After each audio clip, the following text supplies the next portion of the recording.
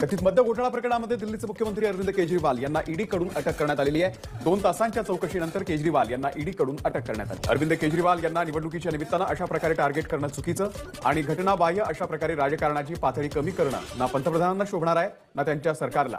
प्रियंका गांधी यांची भाजपवरती टीका। घाबरलेला हुकुमशहा मृत लोकशाही बनू पाहतोय। निवडून आलेल्या मुख्यमंत्र्यांची अटकही सामान्य झालेली आहे। इंडिया आघाडी यांचं जोरदार प्रत्युत्तर देईल। अरविंद केजरीवाल यांच्या अटकेवरून राहुल गांधींची टीका। निवडणुका तोंडावरती आल्यानं विरोधकांना लक्ष्य करण्यासाठी केंद्रीय एजन्सींचा वापर। शरद पवार यांनी केला निषेध। अटकेवरून भाजप सत्तेसाठी कोणत्या स्तरावरती जाणार हे दिसून येतं। शरद पवारांची केजरीवालांच्या अटकेवरती प्रतिक्रिया। लोकसभा निवडणुकीपूर्वी अरविंद केजरीवाल यांना अटक करण्याचं मोठं षडयंत्र रचलं जात आहे। तुम्ही केजरीवालांच्या शरीराला अटक करू शकता पण केजरीवालांच्या विचाराला नाही। केजरीवाल यांच्या अटकेवरती राघव चड्डा यांची प्रतिक्रिया। देशात काहीतरी भयानक घडतंय। केजरीवाल हे हेमंत सोरेन यांच्यानंतर दुसरे मुख्यमंत्री आहेत ज्यांना अटक करण्यात आली।